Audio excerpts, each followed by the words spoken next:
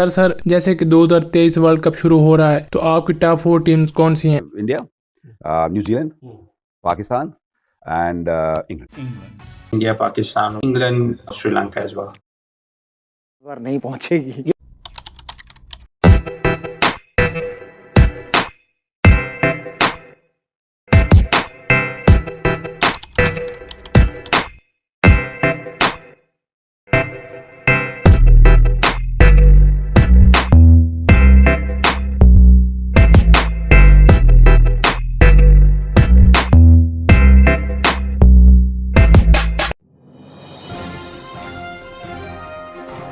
और आप सबको ताज़ा तीन खबर से आगाह करते हैं। ऑस्ट्रेलिया ने इंडिया को वर्ल्ड कप 2023 के फाइनल में शिकस्त देकर छठी मरतबा वर्ल्ड कप टाइटल अपने नाम कर लिया। आप सब कहेंगे बाकी सब तो ठीक है भाई, लेकिन इस खबर में नया क्या है? ऑस्ट्रेलिया और वर्ल्ड कप जीतना ये बरसों पुरानी रीत तो कब से चलती आ रही। ऑस्ट्रेलिया और वर्ल्ड कप ये दुनिया की उन प्रेम कहानियों में से एक है जिसमें हमेशा हैप्पी एंडिंग ही हुई है। आज की इस वीडियो में हम डिस्कस करेंगे कि कैसे ऑस्ट्रेलियन टीम ने एक बार फिर नामुमकिन को मुमकिन कर दिखाया।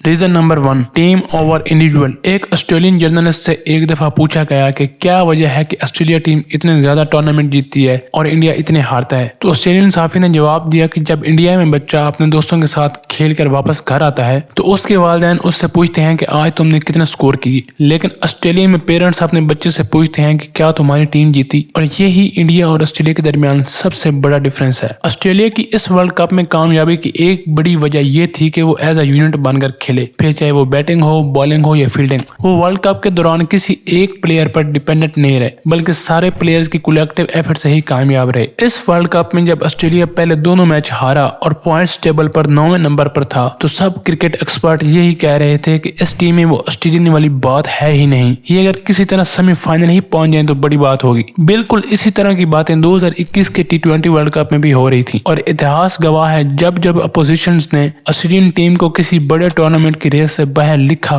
ऑस्ट्रेलियन ने हमेशा अपोजिट करके दिखाया और इस बार भी कुछ ऐसा ही हुआ।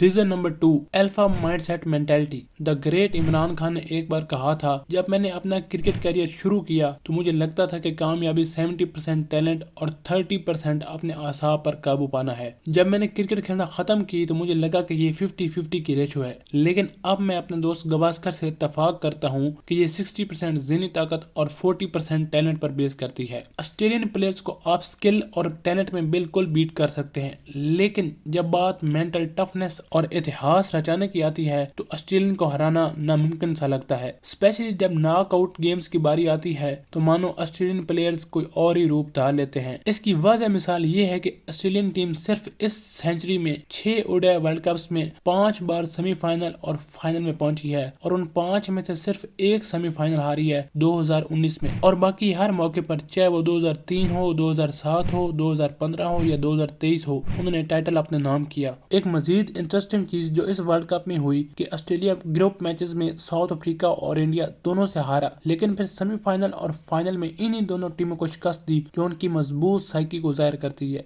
Reason number 3, Pat Cummins captaincy. इस वर्ल्ड कप से पहले पैट कमिंस ने सिर्फ 4 ओडीआईज में कप्तानी की थी और उनकी कप्तानी को लेकर सब लोगों के माइंड्स में बहुत ज्यादा डाउट्स थे, मगर जिस तरीके से कमिंस ने वर्ल्ड कप में टीम को लीड किया वो काबिल तारीफ है। कप्तानी करते वक्त उनका दिमाग एक कंप्यूटर की तरह काम करता है। कौन से प्लेयर के आगे किस बॉलर को लाना है, किस प्लेयर के लिए क्या फील्ड प्लेसमेंट रखनी है, मानो छोटी सी छोटी चाल भी उन्होंने इतने शांत और हाजिर दिमागी से चली कि बंदा हैरान रह जाता है। मिसाल के तौर पर बेंगलोर के छोटे मैदान पर जब पाकिस्तानी टीम को 72 बॉल्स पर 102 रन चाहिए थे और उनकी 5 विकेटें बाकी थी, तो ठीक इसी मौके पर कमिंस जैम्पा को बॉलिंग पर लाए, क्योंकि वो इस चीज को जानते थे कि सिर्फ जैम्पा का बॉल ही इस पिच पर स्विंग हो रहा है। और फिर वही हुआ, जैम्पा ने आते ही पहले इफ्तिखार और फिर रिजवान को आउट करके मैच का पांसा पलट दिया। यही टैक्टिक कमिंस ने इंग्लैंड के खिलाफ मैच में भी इस्तेमाल की और वहां भी सफल रहे। सेमीफाइनल में साउथ अफ्रीका के खिलाफ जब हेजलवुड अच्छी बॉलिंग कर रहे थे तो कमिंस ने उनसे मुसलसल 6 ओवर का स्पेल करवा दिया ताकि वो एक और विकेट निकालें, और ऐसा ही हुआ। इसी मैच में जब डेविड मिलर और क्लासन की 95 की क्रूशियल पार्टनरशिप हो चुकी थी तो वहां पर कमिंस ने एक स्मार्ट मूव चली और ट्रेविस हेड को बॉलिंग पर लाए और उन्होंने आते ही पहले ओवर में 2 विकेट निकालकर मैच का नक्शा बदल दिया। और इवन फाइनल में भी कमिंस ने हाई लेवल की कैप्टनसी करते हुए शानदार फील्ड प्लेसमेंट और बॉलिंग चेंजेस की और इंडियन बैटर्स को किसी भी मौके पर सेटल नहीं होने दिया।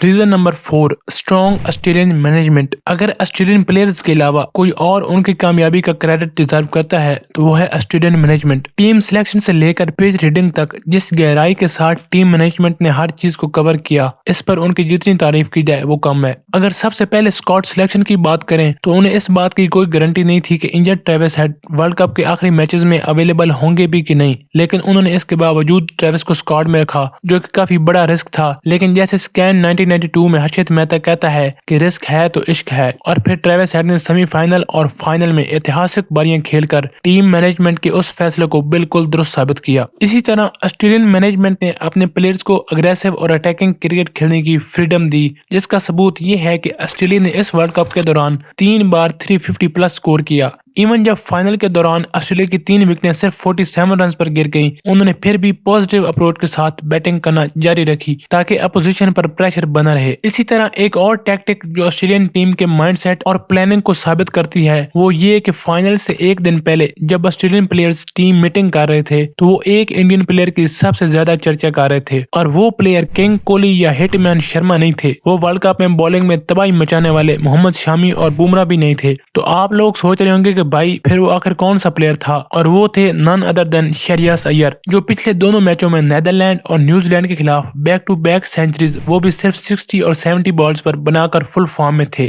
ऑस्ट्रेलियन को इस बात की चिंता थी कि अगर कोई प्लेयर मैच का नक्शा बदल सकता था तो वो था शहरियार अय्यर। इसीलिए उनकी विकेट लेने के लिए कमिंस और बाकी टीम ने बहुत अच्छी प्लानिंग की। अय्यर जब बैटिंग करने आए तो बॉलिंग करने खुद कप्तान कमिंस आए। उन्होंने अय्यर के साथ माइंड गेम्स खेलते हुए शॉर्ट बॉल वाली फील्डिंग सेट की, और फिर अगली ही बॉल उन्होंने निहायत चालाकी के साथ ऑफ स्टंप पर लेंथ डिलीवरी कर दी, और अय्यर को न चाहते हुए भी वो बॉल खेलना पड़ी और वो एज देकर आउट हो गए। ऑस्ट्रेलिया अपने मिशन में कामयाब हो चुका था, और कमिंस की ये सेलिब्रेशन उस बात का वाज़ह सबूत था। लास्ट बट नॉट लीस्ट, और वो है ऑस्ट्रेलियन मैनेजमेंट की फाइनल में ब्रेव डिसीजन मेकिंग। पिछले चारों ओडीआई वर्ल्ड कप्स के फाइनल्स में जिस टीम ने भी टॉस जीता उसने पहले बैटिंग की, और उसके पीछे सिंपल लॉजिक यही होती थी कि बोर्ड पर अच्छा स्कोर लगाओ, अपोजिशन ऑटोमेटिकली प्रेशर में आ जाएगी। लेकिन जब कमिंस ने टॉस जीतकर बॉलिंग करने का फैसला किया तो सब लोग चूक गए और सब ने यही कहना शुरू कर दिया अब तो ऑस्ट्रेलिया वर्ल्ड कप भूल ही जाए। लेकिन उस टॉस डिसीजन के पीछे ऑस्ट्रेलियन मैनेजमेंट की कितनी डिटेल्ड रिसर्च थी उस बात का अंदाजा आप इससे लगा सकते हैं कि फाइनल के दौरान ड्रिंक्स ब्रेक में जब रवि अश्विन, जो कि इंडिया की प्लेइंग 11 का हिस्सा नहीं थे, उन्होंने ऑस्ट्रेलियन चीफ सिलेक्टर जॉर्ज बेली से पूछा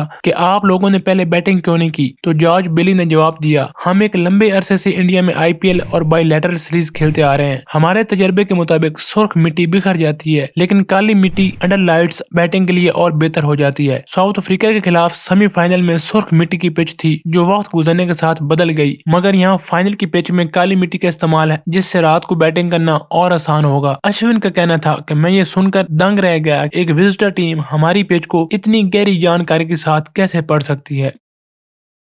और ये सारे पॉइंट्स जाहिर करते हैं कि ऑस्ट्रेलियन अपने work ethics, game planning, decision making और प्रेशर सिचुएशन में कितना बढ़िया परफॉर्म करते हैं, और यही चीज़ें उन्हें बाकी टीमों की निस्बत ज़्यादा सक्सेसफुल बनाती हैं।